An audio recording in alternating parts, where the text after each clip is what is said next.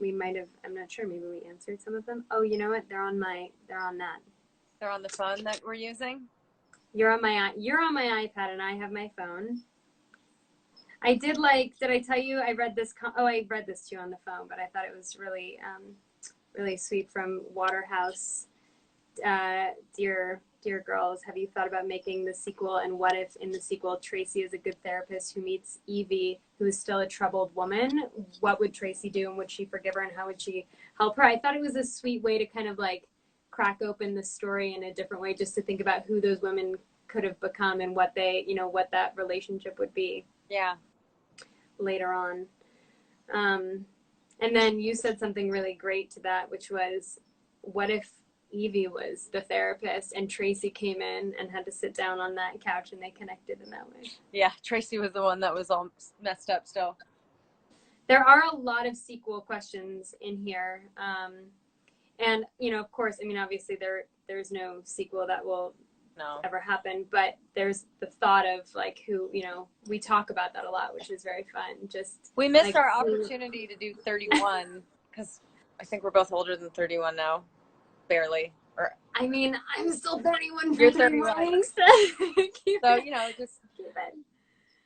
But we were a year older than 13 when we made 13. So that's true. If you want to share some of your wardrobe that you have from your behind the scenes. All I have is this. You have a whole storage unit. I do, but it's at my mom's. I'll have you the next time. My mom has No, not right now. I mean, if I come over when we're allowed to, when quarantine is over, we can put on all of our wardrobe and drive to each place, and that can be the sequel. I'm saying we can just recreate. That's the sequel. It's just us going. Okay, yeah, that'll be it. Look at this though. Look how short. Look at this. It was a crop top at the time. It was. Yeah, it still fits you. What are you trying to say? No, I have not put it on, and I don't know if I can.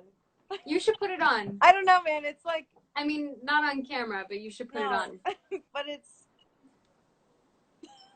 I don't know. That's, of all the things you could have right now, that's a pretty wild piece to have. Yeah, that's the thing. Like, this by the way, a few people are saying 31 would be super cool. 33 would be super cool. 31. I'm getting a lot of 31 and 33s. Mm-hmm. The hardest scene to film. I do have a lot of those. And how do you think this film would affect today's generation? Oh God! I mean, I can't. How is it therapeutic? I think we kind of went through that. The piercing scenes. Who would win a fight? Don't need to go there. Did we stay close? We talked a lot about that. A reunion. We're kind of doing that. Our favorite memory together. Oh, we could do an entire. That's another day. Yeah. Yeah, this movie still fucks with my head. Evie sucked. Give her a break. Yeah, but I hear you fucking with your head. Yeah. Ooh, what do you think about this movie and the characters' behavior now that you're parents yourself? That's an interesting one. Anything jumping out to you? Well, I mean, it kind of touched on it, talking about Mel's character and just being able to see now that she just didn't have the tools. And again, like, kids are smart. Teenagers are smart. Yeah. And they feel a lot, and we don't allow them that, and we don't validate it, and we're afraid to talk to them. And honestly, I feel like by the time they're teenagers, it's already too late. We should be having these conversations with them way earlier. How? Like, what age? Preparing them.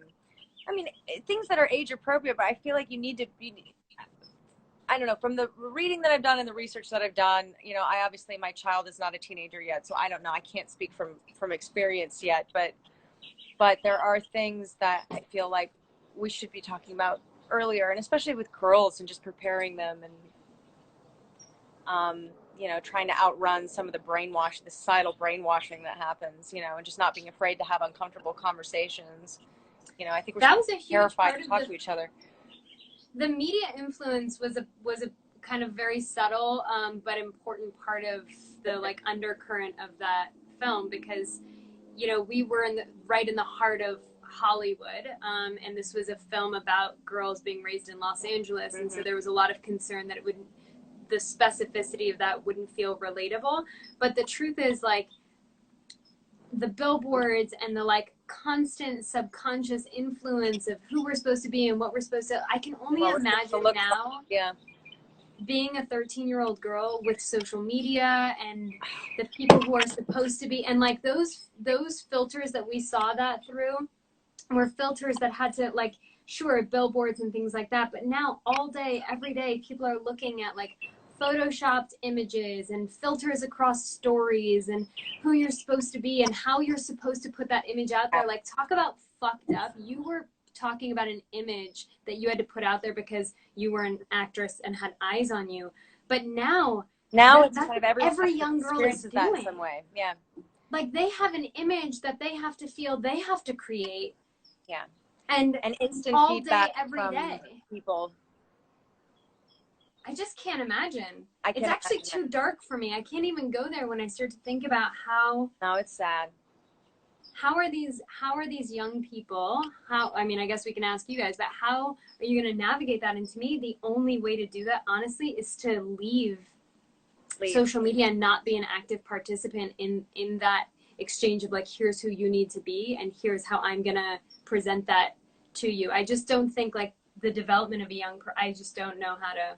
Yeah, it's a scary. That's the message for all of the young girls watching. I don't know if the demographic watching this is like our age and I know saw the film. Also, I saw a comment about boys too, and I want to say I have a son, and what I said about the conversations also applies to boys, not just girls. I focus on girls because it's 13. The movie. It's how it relates to the film, but I 100% believe that we brainwash boys just as much, and that, you know, we're all fall prey to a society that tells us who we should be and how we should act, and it's become very toxic.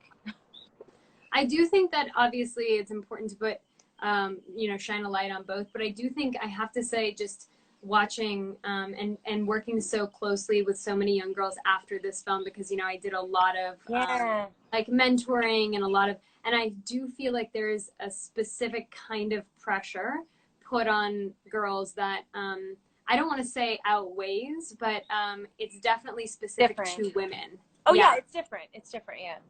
It's different, and I think maybe we should be taking some time to, like, really talk about and explore what that is for boys, since we do spend a lot of time as a culture maybe acknowledging that for young girls. That's totally true. But I think it'd be important for us to learn about the other's experience too. Like, I think young boys should learn about a young girl's experience and what it's like to be a teenage girl, and young girls should learn about, you know, the male experience as well. I think we're probably more alike than we realize in certain ways, you know, but we're divided so quickly. You know, we don't know how to relate to each other anymore. Well, we don't see each other. We're not connecting in person. There is such a lack of empathy and compassion and understanding, because honestly, it's hard to understand people in, you know, a 1 or 2 dimensional form, you know, and connecting through screens. Like, there's a lot of beauty in the internet and that kind of connection, of course, but I think in many ways it's caused us to disconnect, and especially with feelings and emotion, because of the lack of consequences, you know. That's the one thing, like, when I do think back at the film and the girls and how that, you know, there's a lot of pain, of course, in their relationship and dynamic, and how much Evie, you know, hurts Tracy throughout, but there's also a lot of, like, face-to-face acknowledgement of that pain, and when something went wrong or something happened, there was a way to, like, confront that, and not hide from that pain that you're causing someone, you know. And you learn from that. Ooh, I saw a good one. Somebody just said, I'm the father of 2 girls, and do you have any advice for a father with 2 girls? How old are your girls? I think it said they were teenagers, but I'm not sure. Be present. Yeah. Just let them know they're loved, because bad things are going to happen to them. It's just inevitable. And it's true. I mean, girls are going to get hurt, and boys are going to get hurt. And, you know, the world can be wonderful and beautiful, but it can be cruel. And as long as you have people that love you unconditionally, I feel like that's everything. I feel like it's actually really simple. You just have to let people be who they are and be there when they mess up. And I always tell, I do tell people this sometimes because I felt like I was kind of too sheltered. This is just my experience, though. Again, like you said, my parents' experience would probably be different, but I wish I was allowed to mess up more when I was a teenager and I was safe under my parents' roof, rather than, you know, this abstinence only kind of approach of, well, just don't do it. It's like, well, but I'm going to do it. A very different childhood. You know what I mean? Just prepare me for it, because I'm going to do it. You know, it's going to happen. And like, I want to have an honest conversation about it and not feel bad for acting my age and for messing up and for getting messy. And I would hope that, you know, I could come home to somebody who wouldn't judge me and who would understand. That doesn't mean you let everything slide, you know, but sure. I think it's okay for teenagers to fuck up, you know, and you just have to be able to have real honest conversations about it and not shame them for it and validate their feelings. And, you know, no one's ever going to get it right or perfect, you know, and again, bad things will happen. But, you know, I've heard that people really just need one good parent. You know, as long as you got one good parent on your side that loves you and is there for you, you know. Yeah, but I do think that the opposite sex relationship with a parent is a very, plays a really important role in development. And of course, you know, love is love. So if you have one great parent, yeah, of course, that's more than you could ever, you know, need or hope for. But I also think for me personally, and I try not to talk about my family too much anymore. I learned very quickly from this, but I definitely had a more strained relationship with my father when I was a kid, and then as I got older and I found my way back to that, not only did we repair our relationship, but we like really developed a special bond that I think informed all of my decisions going forward about my own self-worth. And it's amazing how quickly just having that can like heal every wound. It's taught me a lot as a parent, I think, just how love can like kind of heal almost anything, and so quickly too, you know. Mm-hmm. Being there and being present is what you just said is the best. I couldn't answer that man who asked that question any better than you did, because I think that is it. It's just being present and letting them feel like they're heard and hearing them, not just allowing them to feel heard, but actually hearing them. Actually hearing them, giving them a voice. Yeah. Letting them have autonomy. Yeah. I'm reading through these too. There's absolutely hope for damaged parental relationships. I just saw somebody say, wow, there is, for sure. It's never too late. Yeah, I agree. I mean, if both people are open, I agree. You know, aside from like really abusive situations where you need healthy boundaries, and that's something totally different, but you know, my hope is that it's never too late. Podcast? I know, I saw that and I was like, oh, that's actually not a bad interesting idea. I mean, if people want to see what you and I talk about on FaceTime all day, every day, then maybe. But I have to warn you guys, it's mostly gardening and herbs. Yeah. So Evan got an herb garden, and she knows that this is a big deal to me. That you've now graduated into a little gardener. Podcast, so that's what we talk about.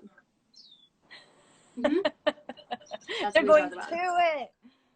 Have you had experience with drugs or alcohol before the movie? I think we talked about that. Can you speak gibberish still? What a great question. Or go get a guess what a geek again. Er guy ter gink. Get a go, get a guy, get a guy. What a geek, a guard, did a go, what a gang, that a guess. We haven't done that in 17 years. And that's also in the movie because we were doing that on set, and then Katherine was like, what's that gobbledygook language you guys do? Do that. Is that how that happened? She called it gobbledygook, yeah. Oh, wow. Yeah, that's how that ended up in there. Yeah. Ooh, back to the podcast. I don't know, 13 going on 31. Get it? Do. So sweet. It's so sweet to see how many of you have actually seen this film and how many connected haven't with it. and are now going to go watch it. That's exciting. Good luck. That's true too. I've seen a few of these. Yeah. And herbs, let me just define herbs really quickly because I've seen a couple of those comments. She's growing calendula. Yeah. And rosemary, and she sends me pictures of all of her little seedlings and asks me how much to water them. Mm-hmm. And I help her make balms out of them. Balms. That's what we do. Yeah. Balms. We went from bongs to balms. Yeah, balms. That's right. That will be. That's the bottom of that's the going short to we're be about the podcast name. That's right. From bongs to balms. Oh God. This is so sweet, you guys. You guys are so awesome. Thanks for tuning in, man. Yeah, thank you guys for tuning in. Man, I just said man like 2,000 people. I don't know. Do you still remember some of the lines? So many. Oh yeah. No bra, no panties. Oh, that's probably that's the one that haunts me. Forever. You know, people Is it? People say no bra, no panties to me all the time. Really? Like they walk up to you on the street and say that? I'm like, that's. Yeah. Yeah, that's. Also saw. That's definitely a rough one if you're having like tacos with a friend on a Tuesday night, and that's what someone chooses to come up and say to you. Yeah, it's weird. It's weird. I wonder if anybody has any 13 tattoos. Oh. Do you? I don't. I have tattoos, but not any that not I was too young. Yeah. Actually, I think so. I think I've seen, how would I find that now? Well, I guess I could ask if any of you do tag us in a photo of it and we would see it. But yeah, I have seen throughout the years. I've seen a few. I didn't my phone's watch gonna die. My mom let me. Your phone's gonna die? Yeah, my portable charger's dying. I told you that was gonna happen. I know. Well, that's why I've been charging it. But well, I love you. Love you. When you charge your phone, call me in a minute. Recap on this. This is really fun. We didn't get to any of the questions that I promised, but I feel like somewhere in there we covered most of these. And thank you guys so much for tuning in and being a part of this with us. That was a good line of yours. Mothers lock up your sons. That's that haunts me. I feel like I'm no bra, no panties, and your mother's lock up your sons. I didn't mean it, you know? I didn't mean it. That was a Katherine line, actually. Do you remember that? Wait a minute, I said that line. I thought you said that line. Right? Oh, I said the line before that, and you said that line, but that was a Katherine line. Right. That was when we were walking down Hollywood Boulevard. Yeah, we were really walking down Hollywood Boulevard. Wait, who said that? I feel like maybe it was me. There's a bird behind me. I feel like it was me. We'll watch the film together. We'll watch it together. We were like arm in arms when we had the dreads and. Yeah, I was lighting a cigarette. The cornrows. Yeah. Yeah, I remember. Oh. Okay. The times. I never know how to end these things, so. Literally how to end it? I think we pushed some X's. Or do you mean like what to say when you're ending? I think we say when we're ending. We love you guys. Someone said that you said that line, so it was you. Okay. But it still haunts me. Yeah. Yeah. Thank you guys so much for chatting with us. This is her and I are a little speechless still when we talk about this because there's actually so much that we can. I mean, it's just such a huge part of our lives forever and something that neither of us have really been able to kind of, I don't know, move past because it just lives with us. So it was a part of us, you know. Yeah, and it still is. It's a big part of us that we just kind of took out and put in the world. Now it's got a life of its own. It has a life of its own. Yeah. That's the only movie poster. I have that poster in my house. It's actually in my garage now. I just moved it, but I I walk by and it's like you and I, 4 feet tall, with our tongues sticking out, and I still am like, I can't believe just that visual. I mean, it's all so jarring. It's just so. Yeah. I remember the first time I saw the poster, I was like, oh shit. Oh shit. Yeah. Oh shit. Yeah. And then we continue to have a bunch of oh shit moments forever. Yeah.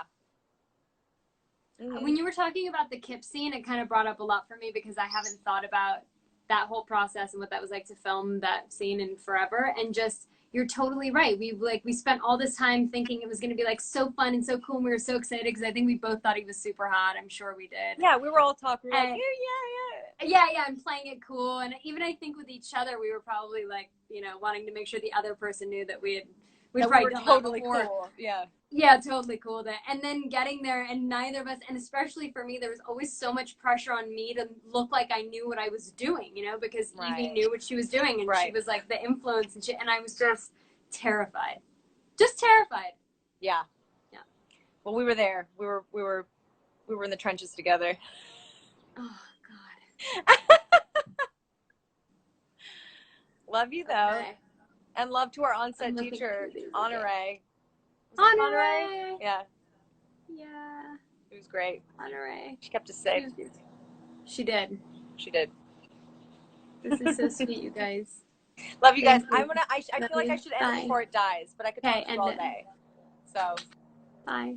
Love you. I'll talk to you when your phone charges. Yeah. Bye. Bye.